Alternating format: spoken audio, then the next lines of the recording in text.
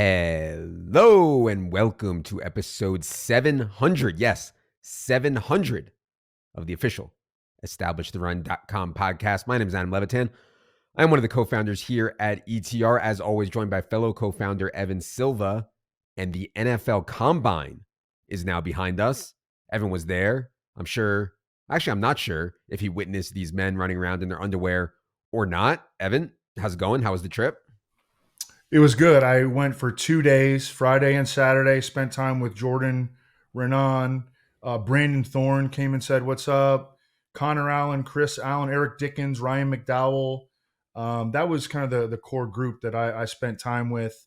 I'll tell you how the combine works. And so, like, everyone in the NFL goes there. Yep. in Indianapolis. It's like a really tightly knit little area in downtown Indy.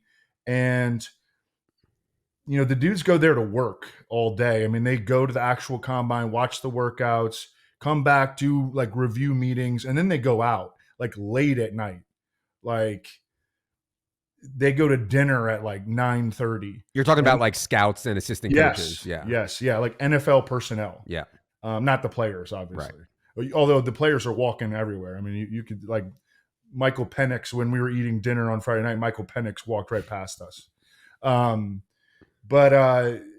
know, they go out late, and they go out till like freaking 2 and 3 in the morning. And that's really the time to like try to talk to people.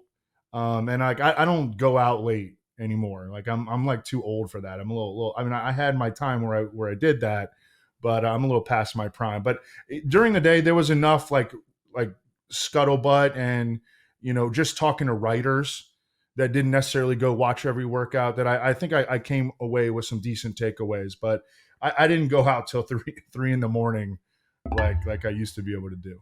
All right, let's get into it here. 10 most important things you need to know from the NFL Combine. Number one, I assume everybody saw the 40 that set the Combine abuzz. Texas wide receiver Xavier Worthy breaks the record for the 40-yard dash. And he came into this, Xavier Worthy did, many thought would be, I don't know, a late round 2, maybe a round 3 pick. He runs the 40 in 4.21. That is the new record, beating John Ross's 4.22 in 2016, beating Chris Johnson's 4.24 in 2008. Now, I have some takes here, Evan. I want to hear your take first on what it was like whenever it was talking about Xavier Worthy breaking the record. That immediately became the story. I think he ran it on Saturday, and that became the story the rest of that day. So there's like a long list of players that go to the combine, run really, really fast, and then do nothing in the NFL.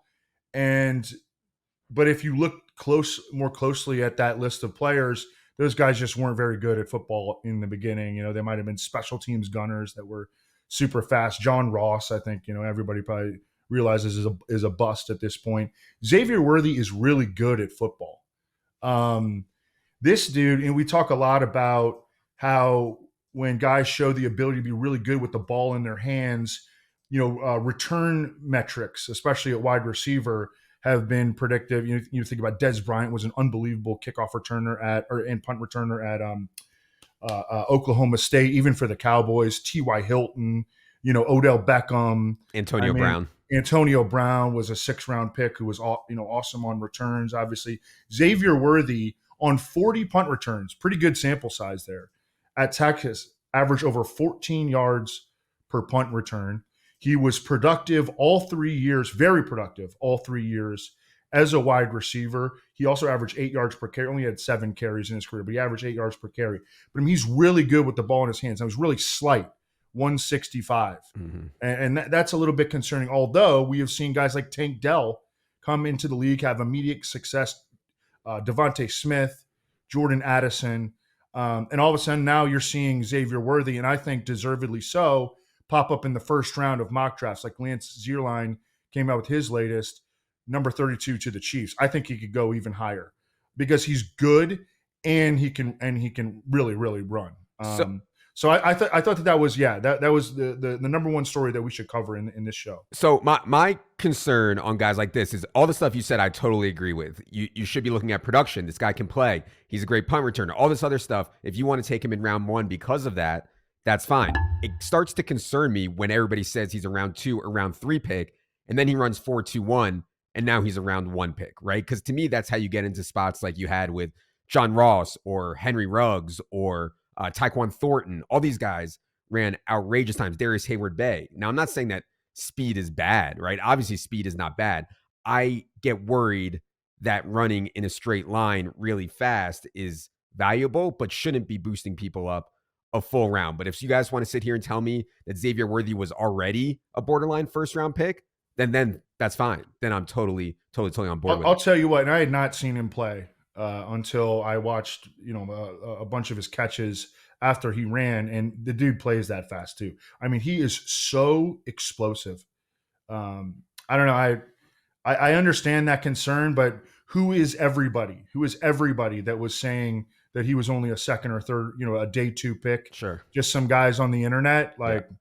Yeah. He looks from a profile standpoint, he looks like a first round pick to me. So the other question on him, of course, is, as Evan mentioned, he's 165 pounds, 5'11", 165. The thing that I think is changing in the NFL is due to the rules. Defenders cannot put their hands on these guys at all. It is becoming easier and easier to weigh 180, 175, 170, and still be really good in the NFL. Evan mentioned a few guys, Devontae Smith, Tank Dell, Tyreek Hill probably only weighs like 175, 180 or something like that at this point. So I think it's less of a concern now when someone comes in the league at 165, but to me still a concern. So, but I think less of a concern now. And obviously Tank Dell was absolutely incredible last year, had similar size concerns. While we're talking about size, I actually thought that the most impressive among the wide receivers wasn't Xavier Worthy in the testing. And I know everybody wants to talk about Xavier Worthy. That was the one that grabbed all the headlines. To me, the headline was LSU wide receiver Brian Thomas. Brian Thomas had very strong production, especially in the touchdown department last year at LSU, 68, 11, 77, 17 touchdowns. He shows up to the combine, measures 6'3", 209, and ran a 4.33. And his 10-yard split was roughly in line with Xavier Worthy's. We are talking about one of the best RAS scores, relative athletic scores ever for Brian Thomas. And to me, that is a bigger headline than the Xavier Worthy stuff. I know nobody else was really as excited about this as I am, but yeah, Evan, what do you think of the Brian Thomas stuff? And it seems to me now he has to be absolutely locked into a top 20, top 15 pick at this point. I would agree with that. He was a guy that I believe is Jordan Reed of ESPN, does a really good job. He was a guy that Jordan Reed had been talking up. And whenever Jordan Reed kind of spotlights a guy, I take notice of that. So he was a guy who was in the back of my mind going into the combine. Played at LSU with Jaden Daniels, who won the Heisman, but didn't seem to have a ton of hype around him. But he was super well. First of all, he led the nation in receiving scores. Yep. He averaged over 17 yards per reception last season. He's a guy that didn't start playing full-time football until late in his high school career, and he's pretty young too. And he's got tremendous size, and then he goes to the combine. He has almost a perfect RAS score. So, man, I'm with you. I think that he's locked into a top 20 pick at this point. This wide receiver class is outrageous. We were talking about the consensus was that it was good. I think that there could be 7 wide receivers going in the first round this year, and Brian Thomas is definitely going to be one of them. Our rookie draft rankings are updated right now on the site for any dynasty players out there, and it's just everyone's a wide receiver. I don't have it in front of me right now, but I believe something like 12 out of our first 13 guys ranked for rookie drafts are wide receiver position. Obviously, we have Brock Bowers in there as well. All right. I have to get this off my chest about the Penn State stuff, Evan. I'm curious your take on it. So Theo Johnson, Penn State tight end, who is not very productive at Penn State, goes out and breaks the combine. And this is just like an annual thing at this point. And I have thoughts or hypotheses about what's going on here. I just want to use this Penn State stuff as an example. So, as you guys know, I went to Penn State. Ever since I got there, I was a freshman in the year 2000. They've either sucked or more recently, they've been good, but can't beat Michigan or Ohio State. Simultaneously, for the last decade, they have absolutely dominated the NFL draft combine. Every single year, a handful of their guys just break it. Like they look at like the biggest athletic freaks ever. I'm talking about Saquon, Brandon Smith, the linebacker, Mike Gesicki, Chaz Wright, the guard, Joey Porter, Micah Parsons, Connor McGovern, Troy Apke. I mean, I could go on and on with Penn State guys who have broken the combine. And my point here is that you can study for the combine. You can prep for the combine. My thesis is that Penn State has these coaches who specialize in this and they have mastered it. They have completely solved the calculation of getting their prospects ready for the combine. And so, yeah, maybe there isn't as much signal in athletic testing as there once was because this stuff can be gamed and prospects are prepping for it in ways that we haven't seen before. So I want to, bet on the best athletes. Not all great athletes are going to become great NFL players, but most great NFL players are great athletes. If I'm getting gamed and scammed here, and I'm not saying I am because there's a ton of very good Penn State players in the NFL, but like the Mike Gesicki stuff, it just concerns me. And so when I see Theo Johnson go out and break the combine, I don't want to say I yawn, but it's like, well, it's just another Penn State guy breaking the combine. I don't know that means he's actually going to be good in the NFL. If you follow all this, what I'm saying, Evan, I just had to get this off my chest. Any thoughts on what I just said? I think that you're thinking, well, especially when you talk about like, oh, they can't beat Michigan or Ohio State. I mean, I think that I think it's pretty simple. They haven't had a quarterback, right? Yep. And then if you ask Raymond Summerlin, who also went to Penn State, he will tell you that it's James Franklin's fault. A lot of people will, and I don't disagree. Right. So I think that they probably have like that. This is all legit. Like these guys are awesome athletes. They probably put an emphasis because there is like spark data on high school prospects. They probably emphasize that maybe more than other schools. So they're recruiting really well. And then, yeah, they probably have a great, height, weight, speed, performance program sending the dudes out, into the NFL. Yeah. So I would attribute Penn State's relative lack of on-field success to the coaching and the lack of a quarterback as opposed to the players. Theo Johnson, though, I mean, he didn't rip it up, but I mean, he had for a tight end in college, I don't think his numbers are bad at all. Last year, he had 34 catches, 7 touchdowns. The year before that, he had as a sophomore, a redshirt sophomore, he had 20 catches for 328 yards, average over 16 yards per reception. They, if they had a better quarterback, his numbers would probably be better. Sure. We may have jumped the gun on our Theo Johnson ranking because I kind of get the sense that the NFL is responding to this athletic testing the same way I am. In other words, when Theo Johnson first went through his testing, we were like, oh, he's going to be a round 2 pick now. We need to move him up in the rankings. And we got him up to like 185 overall in the best ball. But from what I can tell, people actually aren't that excited. He's probably going to go round 3 or round 4. And at that point, we probably need to move him down in the rankings as well. So, yeah, I don't know. Just something that was on my mind. Curious what everyone thinks. All right. No, it's something that I think that a lot of people think about because you're right. I mean, Penn State is just injecting the NFL with big-time athletes. It's crazy. Okay. Number 4 here is this report on Falcons quarterback. So everybody assumed that the Falcons were the number 1 landing spot for Justin Fields. And we talked about how that didn't really make a ton of sense. They have invested so much capital in Drake London and Kyle Pitts that getting a rushing quarterback and Bijan, that getting a rushing quarterback doesn't make a ton of sense. So the report, I believe it was from Dan Graziano, said signing Kirk Cousins, not trading for Justin Fields, is the Falcons' top quarterback solution. And honestly, I think that makes sense, especially with the new scheme that they're trying to put in there with Zach Robinson. Kirk Cousins makes a ton more sense. And it looks like at this point, Kirk Cousins is going to make it to free agency and the Falcons will have a chance to break the bank. And by the way, the NFC is so weak. All the best quarterbacks seemingly are in the AFC. It's not crazy to think the Falcons come out and win a ton of games next year and be a threat in the NFC if they do get Kirk Cousins. So it's an interesting report. Evan, what do you think about Kirk Cousins' situation here? And then we'll get to the Justin Fields stuff next. I think it's very much legit that Atlanta is very serious about Kirk Cousins. Kirk Cousins has history with Raheem Morris from their time together in Washington, and he has he's always played really in the Sean McVay style offense. And Zach Robinson is technically the Falcons' new offensive coordinator. He's technically from that Sean McVay and the PFF tree.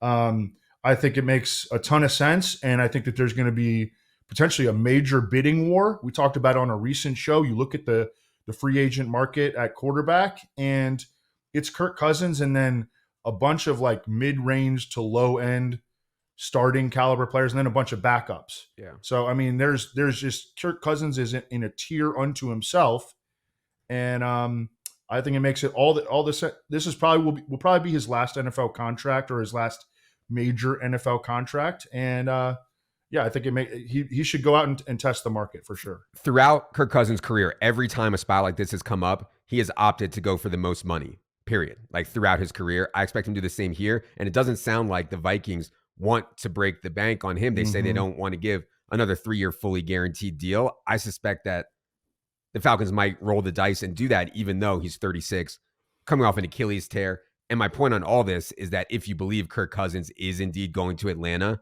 Drake London and Kyle Pitts are going too late in early drafts. Another thing that we've talked about, yes, definitely, and maybe Justin Jefferson is going too high. Yeah. Another thing we've talked about is that in the offensive system of Kevin O'Connell, they had relative success with, kind of geeks off the street. I mean, last year, and it's a very quarterback friendly system. It's a very quarterback friendly environment indoors in Minnesota. And if the Vikings decide that they're not willing to break the bank for Kirk Cousins, 36 now, coming off a torn Achilles. Yep. Like, that makes sense. We'll talk about Justin Fields here in a minute, but I think that Justin Fields also would be an interesting option to go to Minnesota. All right, let's get to storyline number 5, which is indeed Justin Fields. I assume a lot of the talk at the Combine was people talking about what are the Bears going to do? Where is Justin Fields going to end up? I think at this point, it's pretty well taken that the Bears are going to go with a quarterback at number 1 overall, likely Caleb Williams. Justin Fields is going to be on the move. The concern for Fields, at least, is that the market seems to be drying up. Atlanta doesn't really want him, allegedly. The Steelers reportedly like Pickett still, and so maybe they're not in play. Las Vegas has Luke Getsy. He was with Fields in Chicago as the offensive coordinator. Do they really want to run that back? Minnesota maybe would be an interesting place for him to land in the division, as Evan just alluded to. But yeah, it seems to be drying up, or the interest in Fields doesn't seem to be maybe as hot as I thought it would be. Evan, what did you hear about Fields while you're out there, and what do you think ends up happening there? I think he's definitely going to get traded, but it may not be for as much compensation as maybe was speculated before the Combine. I would have guessed a 2 and a 5 before the Combine, and I don't know if they're going to get that. You remember Justin Fields kind of fell in the draft a little bit. I mean, he went number 11 overall. But now we've seen him play for 3 years, and he did not establish himself as a franchise quarterback. His contract is coming up, and there's just like his body language isn't always the greatest.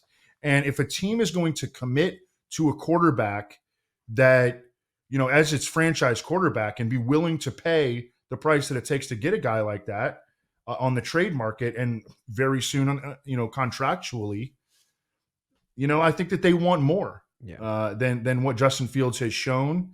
And if teams like ownership groups influence quarterback selection, and if there aren't any teams that believe that he is a certified franchise quarterback, then his market could really sink. And that's kind of the feeling that I'm getting at this point, that just that maybe the interest in him, the level of commitment that it takes to anoint a franchise quarterback, it's not there from NFL teams right now. And I don't necessarily disagree. I said I was surprised because I thought some team would be kind of willing to take a gamble, but I don't really disagree because I kind of think that if Fields or any quarterback was the guy, he would have shown it by now. I mean, we have enough tape and games on Justin Fields. He would have shown it by now that he's a franchise quarterback. I'm not sure that we can say that with confidence. So not a ton of surprise there. And it doesn't help that there are like legit 6 first round candidate, first round or quarterbacks that are candidates to go in the first round this year. Yeah. And all those guys are way cheaper for the next 5 years than Justin Fields theoretically would be. We did a first round or a first 3-round mock fantasy draft. That'll be up on YouTube soon. And we all, I think, thought Justin Jefferson should go ahead of Jamar Chase.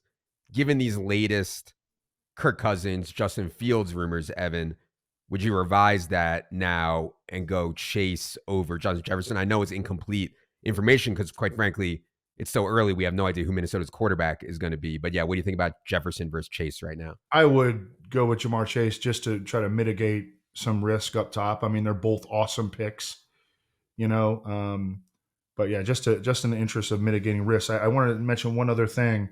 So I'm getting the feeling that the Falcons are not necessarily in on Justin Fields big time. There have been reports that the Steelers are not. Mm-hmm. There have been reports that the Raiders are not. Mm-hmm. So where are we going with this? 2 teams I think are interesting as longer shot potential destinations for Justin Fields, and I put a little sprinkle on them myself. The Vikings at plus 750 or plus 800.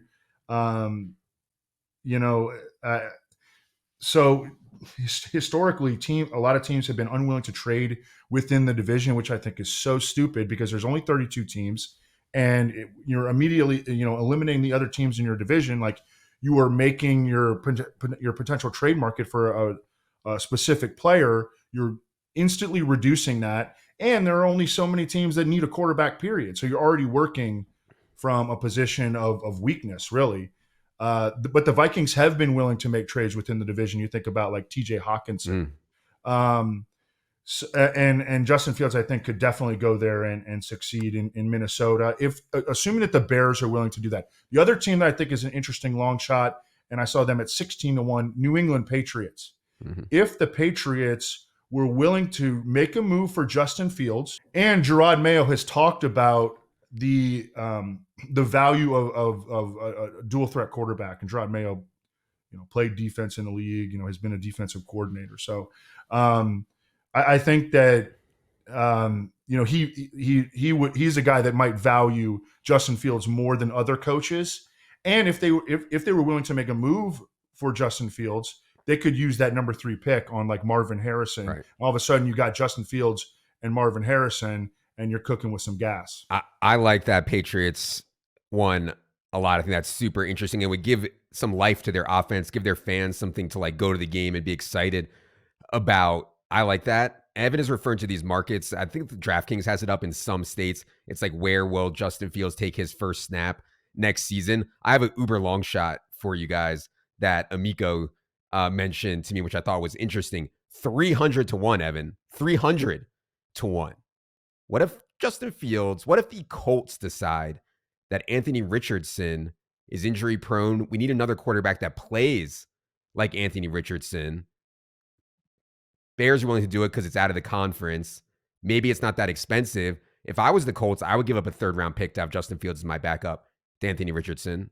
So obviously you couldn't pay him when his contract's up, but Anthony Richardson, I think, needs to learn to stay healthy, and we'll see if he's able to do that. And by the way, I absolutely love Anthony Richardson for fantasy this year coming up. But yeah, 300-1, how bad can it be?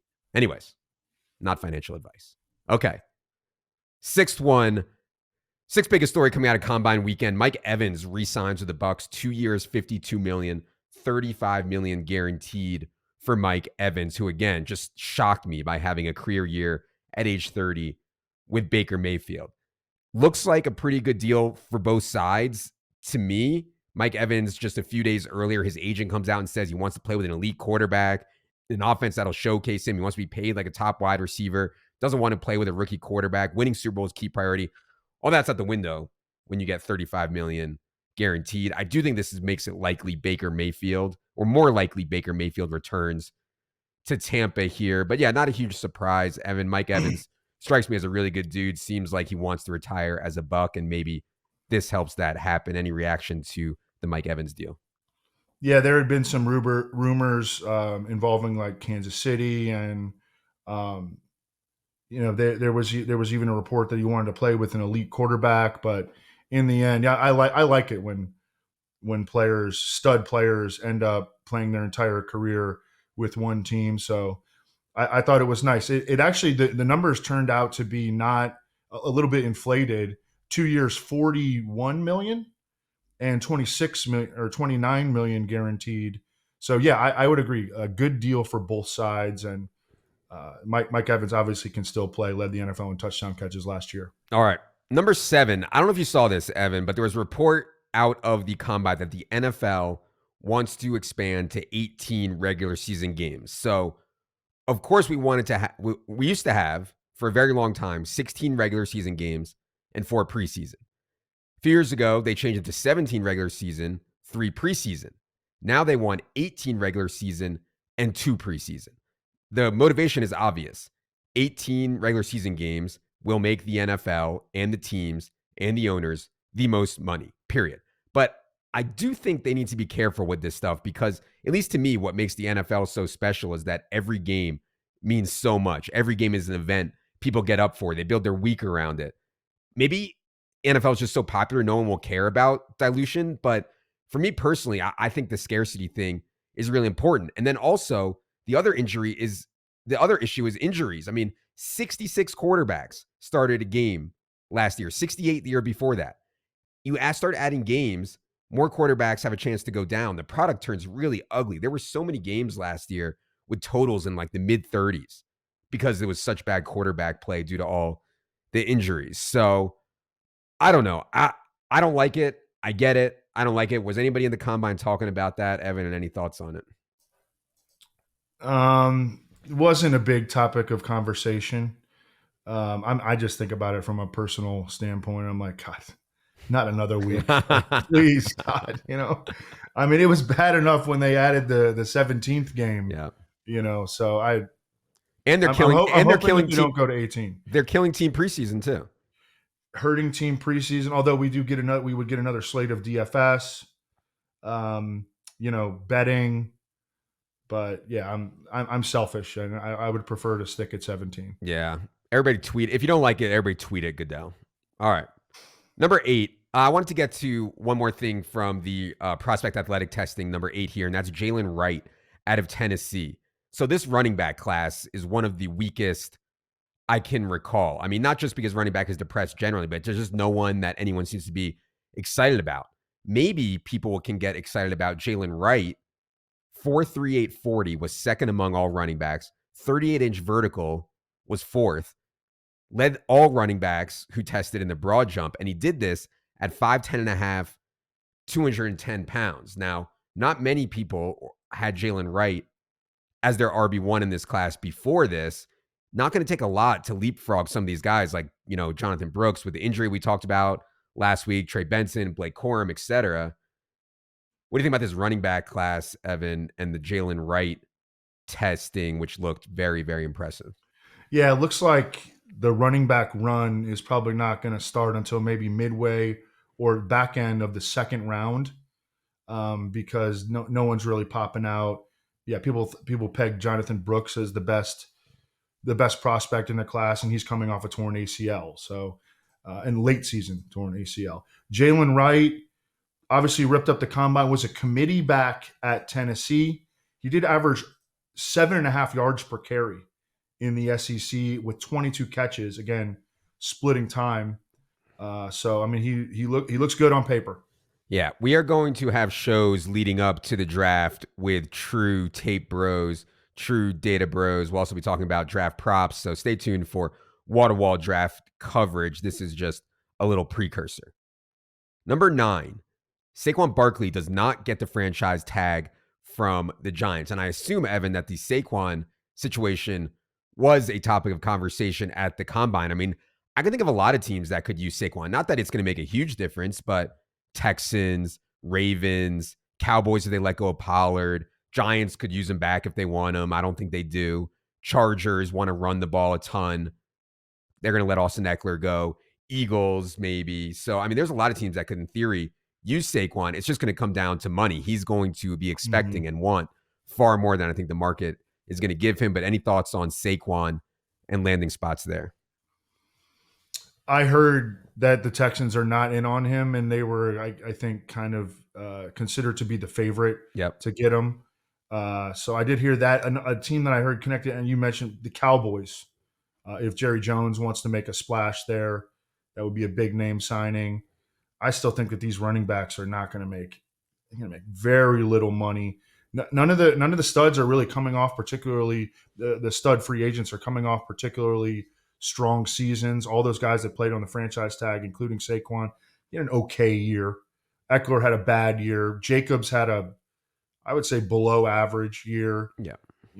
So I think that these guys are going to get pinched big time, and they're not going to make very much money. Yeah, I mean, clearly this was doomed from the start with Saquon and the Giants. They took him, what was it, 3rd overall or 2nd overall or something totally insane. They went 36 and 64.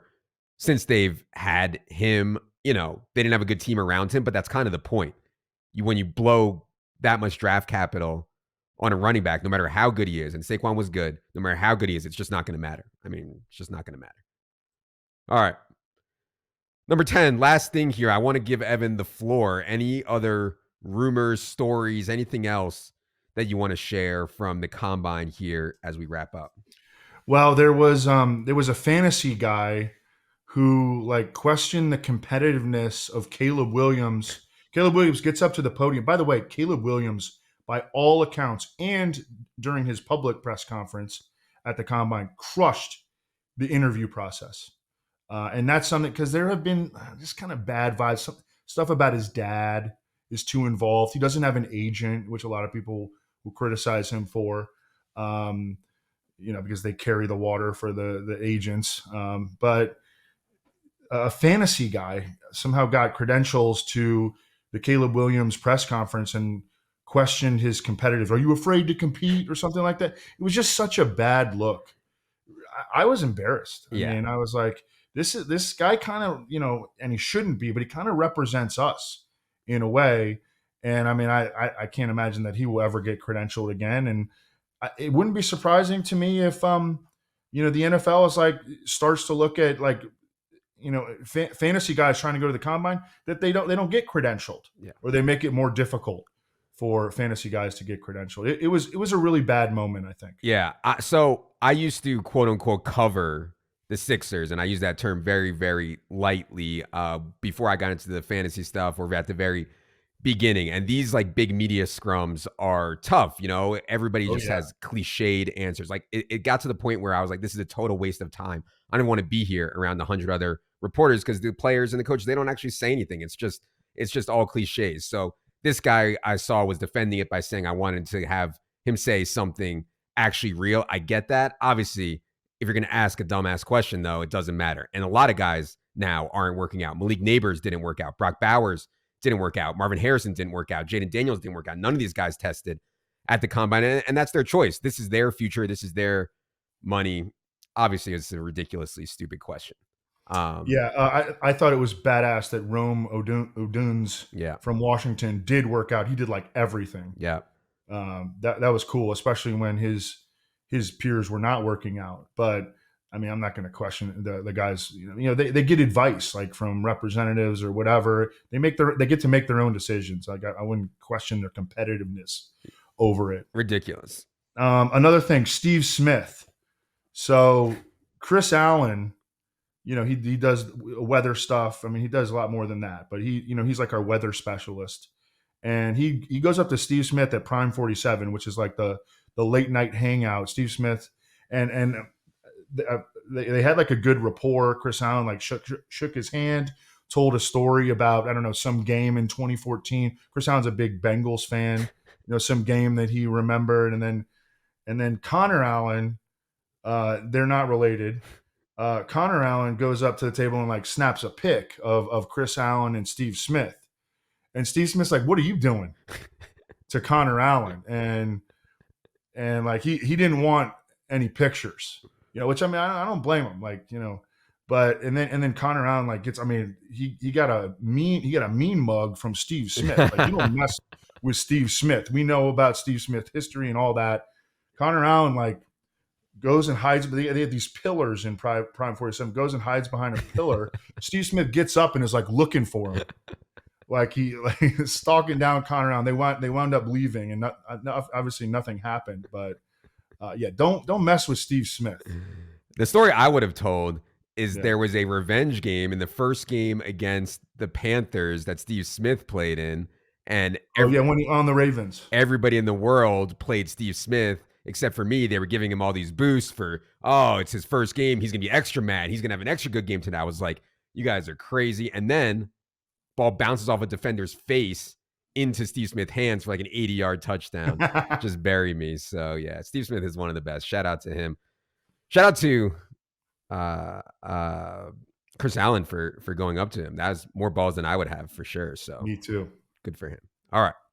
That is going to do it for this look at the 2024 NFL Combine. Stay tuned next episode for a chat with Brett Apley about how to beat MMA in the gambling streets.